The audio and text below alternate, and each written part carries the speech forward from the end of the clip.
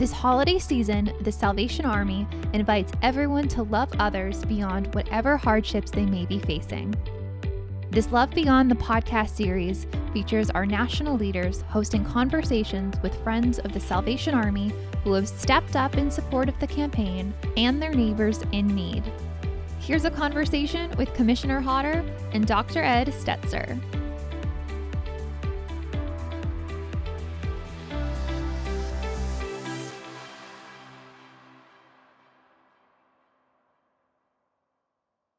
Hi, everybody. Welcome back to the Love Beyond series of the Fight for Good podcast. I'm your host, Commissioner Ken Hodder, National Commander of the Salvation Army, and it's great to have you with us here once again for another exciting conversation about faith and leadership. My guest today is one of the smartest people I know. Not only is he a good friend of the Salvation Army, but he is internationally known as an author, as a speaker, as a missiologist, and as a consultant on ways in which the church can reach more people for Jesus Christ. Ed Stetzer is a dean and professor at Wheaton College, and he leads the Billy Graham Center at Wheaton College. He has served most recently at Oxford University, and he is working together with me as members of the Executive Committee for the National Association of Evangelicals. In fact, that's the context in which I got to know Ed very, very well. So we'll be talking a little bit about all those things here today.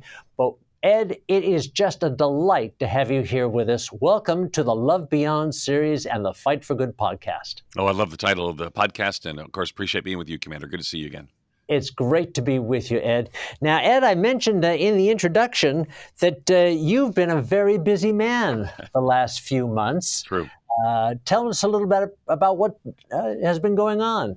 Well, ironically, I'm on sabbatical from Wheaton College, and so I'm not doing my regular leadership at the school I lead, called the Litfin School of Mission, Ministry, and Leadership, or the Wheaton College Billy Graham Center. I've been doing sabbatical work, which is a little different. If you take a sabbatical as a pastor, you probably take a couple of months off to rest and refresh. An academic sabbatical tends to be longer, so I have a sabbatical for a year, and you tend to teach or write. And so I'm writing a couple books, and I spent they call it autumn, we call it fall. I spent fall 2022 teaching at Wycliffe Hall at Oxford University. That's fantastic. That's fantastic. I don't know how you get it all done, Ed. You've written so many books. You go to so many conferences. You consult with so many people. And there are 100 different ways to do that these days. What do you find is the most powerful way to prepare Christians to share the gospel of Jesus Christ? Think of all the different avenues that are available to us. What, in your experience, is the most powerful way that Christians can share the gospel these days? Well, I think for how they share the gospel or how they embody a gospel witness might come down to maybe how God has wired them. And for me, I would say first and foremost, the best way to encourage someone to share the gospel is in a way that they will actually share the gospel. So for some, it's going to be, they're going to frame it in around the mission. The mission is showing and sharing the love of Jesus. So they might show the love of Jesus through their actions. And in doing so, we hope, we pray that they might also, and we encourage them to give a verbal sharing of the good news of the gospel. For others, it might be, around a holiday. Right. So, when we're talking about Christmas season or Easter or even Mother's Day is actually a time when people are more open to go to church. So those might be invitations to a congregation to hear the gospel. It might be to a small group that's doing something like Christianity Explored or Alpha or some sort of what we might call a seeker-oriented conversation. So what I would say is that all of us have a responsibility to show and share the love of Jesus. Jesus gave the mission to all Christians. He said, "As the Father has sent me, even so send I you," not the pastors, not the officers. He said, "Even so send I you." So then the question is, within our gifting and wiring, how might we best show and share the love of Jesus? I think is the right question to ask. And there's all kinds of resources that train people. The challenge is people are often a little unsure or maybe afraid how to share their faith. So they can use those resources to strengthen that. But at the same time, I think ultimately it's a heart issue. We've got to have at our heart the desire to show and share the love of Jesus. Well, ultimately, that's a very liberating message because what you're suggesting is that the gospel can be shared in argumentation, a Paul of the Areopagus sort of an approach. It can be done in a testifying manner. It can be done in a service manner. But that's not the way people understand evangelism. If you ask a man on the street, what is evangelism? He'll have an image of people standing out on the street corner preaching, or of knocking on doors. And I think that sort of preconception exists still to a great degree in the church itself. So how do you open up people's understanding and thereby reduce their reluctance to share the gospel? Well, I think vocabulary matters here, and that we start with maybe three words in narrowing, not in a bad sense, but clarifying or more focused. So the biggest word is mission. Is we join Jesus on mission and what he's doing in the world. So that's going to be caring for the hurting. That's going to be ministering the widow, the orphan, the least of these. Luke chapter 4, the marginalized. So that's part of the mission is gospel demonstration and gospel proclamation. So we want to make sure that's clear, seen, lived, and embraced. And then witness, if we got the biggest word is mission, the second is in narrowing focus is witness, and our actions can be a witness and our words can be a witness. I think evangelism, though, does require words. And I think that's important because there's kind of a thing that goes around on Facebook a lot. It says, preach the gospel at all times. If necessary, use words. It's quoted from St. Francis of Assisi. Right. Only two problems with it. Number one, he never said it. So there's that. And number two, it's really not great theology. The gospel, when it's proclaimed, is preached, is shared in words. So, but seeing that these three things, so I can be on mission, displaying loving witness through my words and deeds, and then we also want to acknowledge there's a important place and a clear value. Jesus says, make disciples of all nations. In Luke 24, he says, repentance and forgiveness of sins would be proclaimed in all nations, beginning at Jerusalem.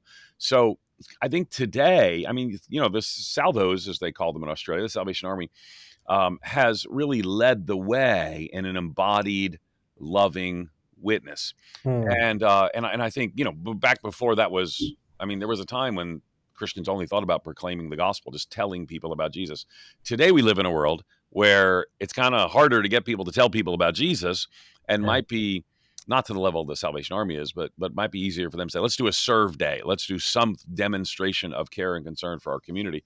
And I would say that both of these really deeply matter. And I think Salvation Army has embodied that for century, over a century. And I think we can learn from, and of course, this is most of our audience will be Salvation Army. What I would say to everyone in our audience is we have to make certain that we don't follow the unfortunate path that, because, Mark Twain once wrote that history doesn't repeat itself, but it tends to rhyme. So people who love the hurting, love serving the hurting, have had a hard time historically continuing to put a focus on sharing the gospel. I think the history and the theology of Salvation Army can make sure that we prioritize both. Yeah, that's an interesting way to put it, because in the Army, we often speak of an integrated mission. Our mission has two parts: to preach the gospel of Jesus Christ and meet human needs in his name without discrimination. It's like two wings of a bird is the way we refer to it. And that if we were to err on one side to the detriment of the other, we wouldn't be living up to our mission. So the mission for us is a kind of a dialectic between service and proclamation. Proclamation always balancing with service and vice versa. So we keep a foot in both camps, if you will. I like that. Thereby giving people a visible demonstration of the words that we're trying to convey. Yeah. And I would just say, and I love that. That's one of the reasons that I have been so appreciative of the work of the Salvation Army. I would say in the second decade of the second millennium, we're also acknowledging that all across the world, people will welcome you when you do good deeds. They will be positively inclined towards your work. You'll be, greeted by the mayor. You'll be welcomed by the town council.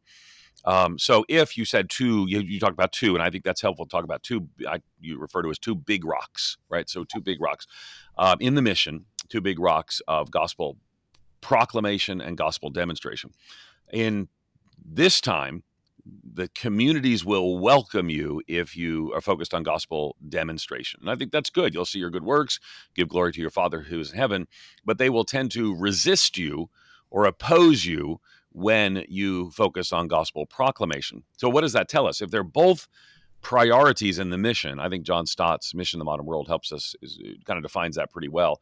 And this is kind of the consensus among evangelicals today, that the mission is both gospel demonstration and proclamation. Not everybody, but it's consensus, not unanimous. So if that's the case, but one is welcomed by society and one is resisted by society, we would be naive at best, maybe reckless at worst, not to acknowledge that we're going to have to work harder to make sure we don't lose proclamation in this time. And that's my exhortation. It depends upon the group I'm talking to, right? So if I'm talking to a group that is very, heavenly minded, they're no earthly good, I'm going to say, the kingdom of God is broken into the world. Let's join Jesus on mission, caring for the least of these. And if I'm going to be talking to a group that is particularly young evangelicals today, they're increasingly interested in issues of, and rightfully interested in issues of justice and mercy, I'm going to say to them, let's remember that Jesus gave 4 commissions between his resurrection and his ascension. They're very focused on making disciples and living on mission and repentance and forgiveness of sin being proclaimed in his name in all nations. I think we have to remember that, this is not the mid 1800s when maybe the shocking news was that Christians should care for the poor. This is a time when maybe the shocking news is Christians should proclaim the good news of the gospel, teach the totality of the scriptures in a world that's not so appreciative about those things. But again, let me say too that I'm deeply appreciative and want more, not less, Christians serving the hurting. That Luke 4:18-20 picture, the Spirit is Lord upon me, he has anointed me to preach good news, and then talks about the poor and marginalized and more. And I just want to remind all of us that if we're mainly in our mind thinking Luke 19:10, Jesus came to seek and save the lost, there's Luke 4:18. And if we're mainly in Luke 4:18, there's Luke 19:10. He came serving the hurting and saving the lost. And when we join him on mission, our mission needs to prioritize serving the hurting and saving the lost, as I know is so central to the mission of the Salvation Army. Yes, absolutely. Absolutely. Well, what you're referring to there is culture, cultural dimensions, cultural shifts, if you will, evolution over time. As culture changes, the church's mode by which it should transfer the gospel into the culture is going to change. In the current culture, I think you're right. People are very respectful of actions, but they're very resistant to words. The notion of truth itself is very much at issue. So what does the church, particularly after the pandemic, do to prepare itself for this? Are we in the right place to up our game, if you will, when it comes to proclamation? Yeah, I think it's a good question. I think I think we need to up our game in regard to the mission in general. So I think that the human inclination is to be about ourselves and the ones closest to us. The Christ-like inclination is to be about the brokenness of the world and the lostness of the world. Those two things, I think, are super helpful. The world is broken, and thus we're going to join Jesus in his mission to repair, to be at work in the broken world. And the world is lost, and I think we're going to be those who share the good news of the gospel.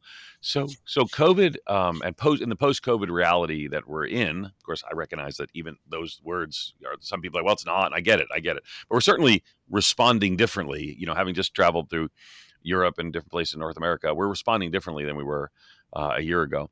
Yes. So if that's the case, what does that mean? Well, we're coming out of COVID, and churches in general are smaller. I just was in the UK when the news came out that their decline is actually larger than the North American decline where you and I are.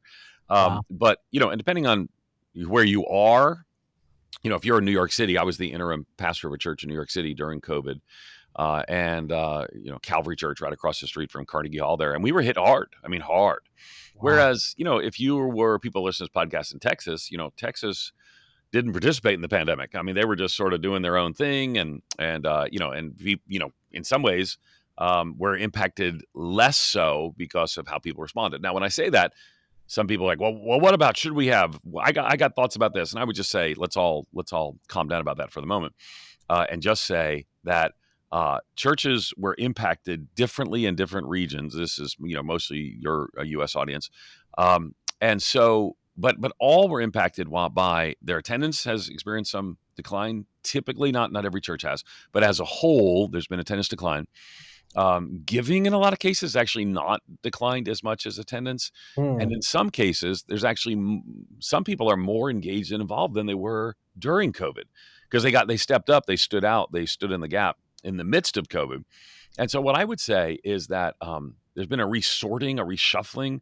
I've written Hmm. about what I call the great sort. People have sorted themselves ideologically in some ways, but some people have gotten more involved. Loosely involved people have often, mostly, if not completely, disconnected. So, what does that mean? I would say that if your church finds itself, your church or ministry finds itself with a higher level of engaged and involved people, you want to normalize that. You want to call for those who are not as involved to become more involved. And maybe the result of the shaking that COVID brought the church will be a more engaged and involved congregation. In some cases, that's smaller. I mean, in a lot of cases, percentage-wise, it's the norm that there's some level of decline. But at the same time, there might be a higher level of service and a higher level of giving, which means that maybe we move forward with a greater sense of clarity on the mission of who we are. So ultimately, you're optimistic as a consequence of the church coming out of COVID, having perhaps resorting itself. That has proven to be a helpful step forward. Well, I'm because of my faith, I'm probably perpetually optimistic. I mean, I've read the end of the book, and Jesus wins. So Yeah. since Jesus wins, but I would say that there's opportunity in the midst of this. I mean, I think COVID. I think we've had pandemics, much worse pandemics over the centuries. We all know that. We just look at the plague, but never in history have we had the capability to shut everything down. And so never in history have we shut everything down. I just came back from the Mm, UK where their shutdowns were far more substantive than anything we did. mm. We order food on apps. I mean, nobody ordered food on apps in 1962. So I don't think we know, we've never been here before. So I don't think we know the full ramifications. So let me say, I think substantive damage was done to the patterns and life of many churches. And I think that there's opportunity that comes to, for example, I think now's the time to elevate our ecclesiology. Now, I think the time to do that was actually probably before the pandemic, but I think the time is to teach people why gathering in community matters. Again, don't read into what I said there. I think ecclesiology matters, and I recognize people have different views of shutdowns and all that. That's actually not what I'm talking about. But coming out of COVID is a great opportunity to teach people why they need to gather with feet and faces, not just electrons and avatars. We recognize their exceptions with disability and things of that sort. So I think teaching two things coming out of the pandemic that would give me encouragement moving forward. I think we need to elevate our ecclesiology, and I think we Mm. need to engage more deeply the mission. So if we elevate our ecclesiology, this is why it matters that we are in this community together. This Hebrews 10, forsake not the assembling of yourself together. The idea how this matters is the elevating of the ecclesiology. And then I would say we need to engage the mission, and this is where showing and sharing the love of Jesus. So when people gather together, it really does matter in ways that before were pretty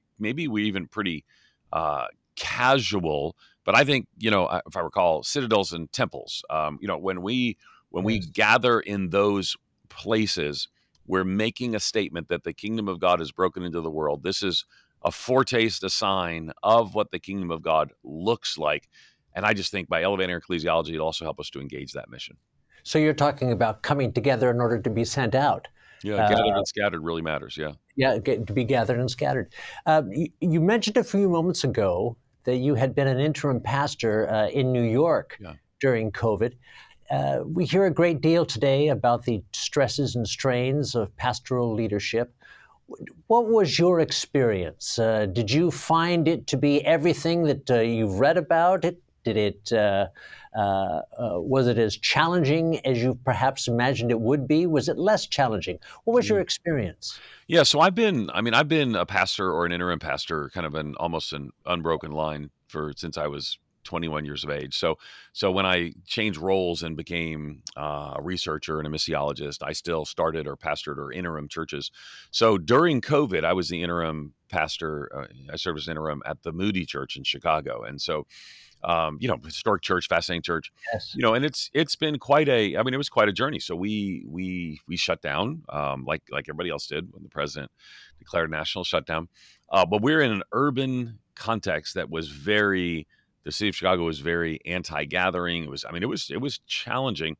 And after I finished my interim there during COVID lockdown. So they actually called their new pastor via a Zoom sermon. In this tradition, they do it like a trial sermon, and then Wow. they voted via SurveyMonkey. So it was pretty Wow.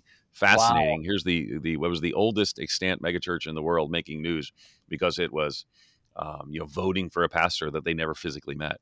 But I think that it would be fair to say that the last few years, let's say the last 2 to 3 years, have probably been the hardest time on a whole that most pastors and leaders have led. And I would put myself in that category too. And I think it's not just COVID, it's the political division, it's the rising vocal nature of social media, it's Mm. the tribalism, it's the rising of nationalism, it's political division. It's so what I would say is now, we're not that far apart in age. So in our lifetime, this has probably been the most difficult time to lead.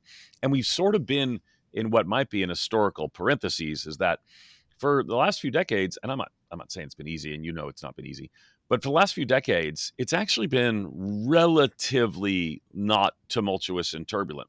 But if Mm. we look back, I mean, gosh, think about even back to the beginning of the army and some of the things that, I mean, some of the challenging times. When you're in the UK, you're constantly hearing about World War One and World War Two and the impact that all these things made, and we didn't live through those things. Maybe people our age can remember the Vietnam War and some of the division of then, and the tremendous loss of life that was there.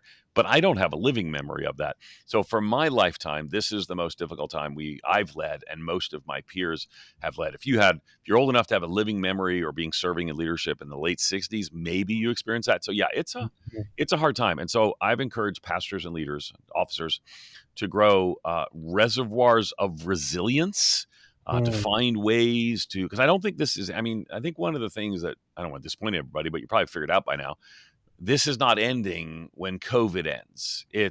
It seems that the division, the cultural convulsion, I'm calling it. If people want to read more, they Google my name and cultural convulsion. The cultural convulsion is going to continue. How long in the past? Could be 4, 6, 8 years. We've seen. I mean, the late '60s eventually resolves into the '70s, and the country's and the world's less divided. And so, it's not sustainable. Probably this level of vitriol. But I would say to you is you're going to need reservoirs of resilience. This is probably years still to go, and you're going to need communities of support. So that's why I think getting in with other groups of pastors and leaders to kind of help encourage you. Salvation Army probably has connections points where people Sure. can learn and listen to one another. So I think we need reservoirs of resilience and communities of support to make it through what I'm guessing will be another few challenging years, which so far have been the hardest years of my lifetime to lead. Yeah, I think you're absolutely right. What do you think are the biggest stumbling blocks for people today in terms of faith? What prevents them from becoming people of faith today? What are the biggest stumbling blocks? Yeah.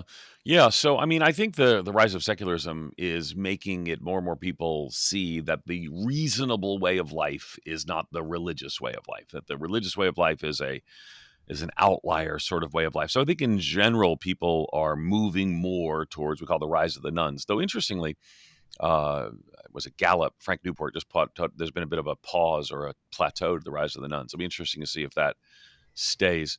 But I think that that's been a challenge for a lot of people who are like, oh, maybe in the past it was like, I'm not religious, but that's a reasonable thing, and good people Mm. are. And now I think increasingly that's not the case. I think the perception, some self-caused negative perception among evangelicals, and some because people have a vested interest in painting evangelicals in a negative way, Christians in a negative way, not just evangelicals. I think that creates a challenge for us of a perception in the context that is more negative towards devout people of faith.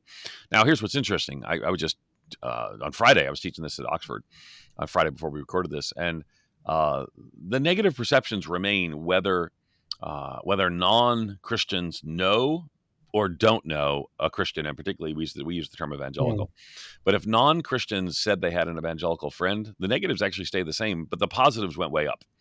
So I do think that one of the challenges is the perception in this community. I think one of the challenges is there's a negative perception of proselytization, of evangelism for us as Christians. So, I think most people are fine. You want to live your life the way you live your life, but don't try to change my mind about what Mm. I believe.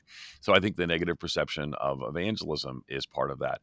I think there are defeater beliefs. Tim Keller talks a lot about this. There are defeater beliefs that people have. They might be, particularly today, around what Christians believe around issues maybe of sexuality, about what they believe in issues of for science. So, we could go through those different examples, but my point being is that every generation sort of has some defeater beliefs. If you Google that phrase in Tim Keller's name, not mine, you'll find more about that.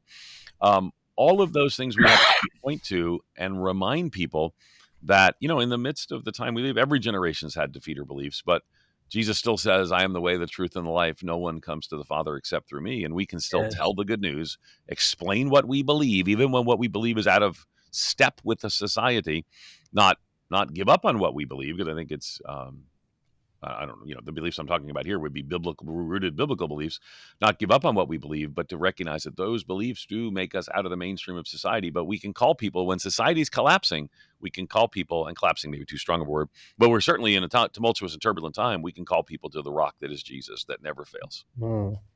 Very, very good. What's the next book we should look for from Ed Stetzer? Yeah, well, I'm working on two. The one that I'm behind on them, just to be perfectly honest. It's been several years since I wrote Christians in the Age of Outrage. So I'm writing a book on the future of evangelicalism. And you might Mm. find it interesting, Commander Hodder, that I would find a great interest in that. you are cited in the book from a Oh, oh conversation that my we have. goodness. So so, because I do think that the path that we're on has been, the future is amazing. It looks a lot like the past. In all cases, there are things that are already happening now that are going to be the things that are going to make a difference for the future. And I think that some of what you're doing in the Salvation Army is the kind of thing that will point to an evangelical future that is rooted in the gospel, living out the mission, showing and sharing the love of Jesus. I think too, even some of the things we've touched on here, the priority of sharing the gospel really matters, and Mhm. and I'm going to call people back to that, both through its demonstration and through its proclamation. So I'm guessing I'll be done with that in a matter of weeks, and so it'll be out sometime late 2023, I think. So thanks for asking. Oh, that's fantastic. Well, I'm certainly going to look forward to that. Between now and then, of course, you've got the holidays. Tell us how you're going to spend your holidays this year. Yeah, I wasn't sure when this came out, so I didn't know if it would be in and around Christmas or not. So we have my daughters all coming home. Very excited about that, because we're empty nesters now. In August, our youngest daughter went off to college, and then we were empty nesters, so we moved to England. So we said, "See you, kids." So we've been gone for months, so I haven't seen them. So we're back in Chicagoland for our Christmas celebration, and one of the things we love, one of our family traditions is that we and maybe I'm guessing since your audience is Salvation Army, your Christmas traditions top anything we would do. One of the things we like to do is we always give a gift to the Lord that's larger than any gift that we give anybody else. And in our case, we actually give it to support international missions, in addition to regular giving, things of that sort. But it's a great opportunity to remind people, and it's a great for our family that we're celebrating Jesus, and it's also a great opportunity for evangelism. Now, again, in the Army, Mm. it's a great opportunity for generosity, and I'm privileged to give and to share and give and share through the Army. So super thankful for what you do, but you also know what a great. here you are known for generosity and Mm, giving in the time of the holidays. What an opportunity to say to people, hey, we're also a church, and we'd like to that's invite right. you to come hear the good news of Jesus this Christmas Eve, Christmas Day. Lots of opportunity for gospel sharing. Oh, you're absolutely right. In fact, the phrase that we have adopted for our public relations efforts over this year and the year to come is love beyond. Oh, I love it. And we want people to love beyond circumstances. We want them to love others beyond homelessness. And it's all taken from 1 Peter 4:18, above all, love each other deeply. Let's all share and love beyond what we imagine we are capable of doing in and of ourselves. And let's just love. And what you're doing at the holidays with your family clearly is that. So, Ed, I cannot thank you enough for the opportunity to be with you here today. This has been an invigorating conversation. I always learn something whenever you speak, Ed. Oh, And I'm really looking forward to seeing you again in person very soon at the NAE meetings. And in between now and then, I just pray that God will continue to bless all that you're doing and that He'll continue to use those tremendous skills that you have to advance His kingdom. thankful for you, brother. God bless you. Thank you so much. Friends, thank you for being with us here today on the Love Beyond series of the Fight for Good podcast. God bless you. We'll see you again soon. Bye-bye. Tune in for more of the Love Beyond the podcast series and subscribe to Fight for Good wherever you listen to podcasts.